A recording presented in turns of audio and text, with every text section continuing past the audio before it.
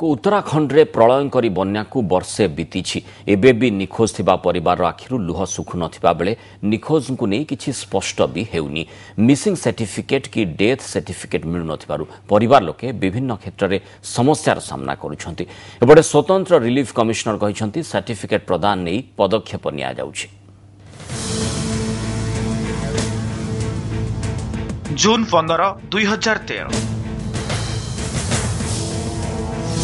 प्रलयंकारी Himalayan सुनामीर विभीषिकार Sambalpur यह राठी परिवार हराइथिला 17 जनकू एबे भी 17 निखोज सेमानकु हराइबा दुख भितरे राठी परिवार सामना करुछंती अनेक समस्या को एपर्यंत मिसिंग की डेथ सर्टिफिकेट आसीनी। बिजनेस इंश्योरेंस सह बैंक रे टंका कारोबार भी नाही नथिबा समस्या।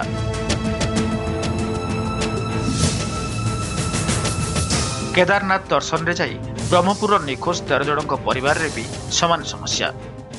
हमके आज तक डेथ सर्टिफिकेट और जेनटा लीगल फॉर्मेलिटीज किसी कंप्लीट मिली नहीं, तो डेथ सर्टिफिकेट नहीं मिलने आमर बहुत व्यापार भी असुविधा होचे।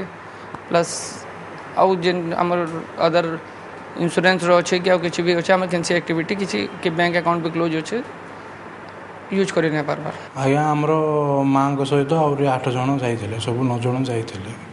मु 14 तारिख दिन 14/6/2013 सेटा शेष कॉल मोर मो माँ सहित कथबार्ता होती तापर तो आउ फोन कॉल लगुना कि ना।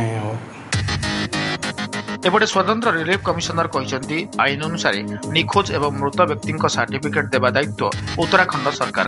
तेबे सर्टिफिकेट प्रदान नहीं राज्य सरकार पक्षर उत्तराखंड सरकार को अवगत कर जो लोक मैंने मिसिंग अच्छा कारण the incident happened in Uttarakhand, तेणु कौन प्रकार डेथ सर्टिफिकेट कि कौन दिज्व एटा उत्तराखंड सरकार देवे। तेणु आम सहित जोगाजोग करूँ बाय परस्यूडिंग गवर्नमेंट ऑफ उत्तराखंड कि जो लोक मैंने ड्यू प्रोसेस ऑफ लॉ अनुसार से जमी शीघ्र मिसिंग की डेथ सर्टिफिकेट जहाँ दवा कथा से जल्दी पाइपर। संबलपुर संजय जेना, ब्रह्मपुर प्रकाश पट्टनायक भुवनेश्वर थबीर सामल रिपोर्ट ओटीवी।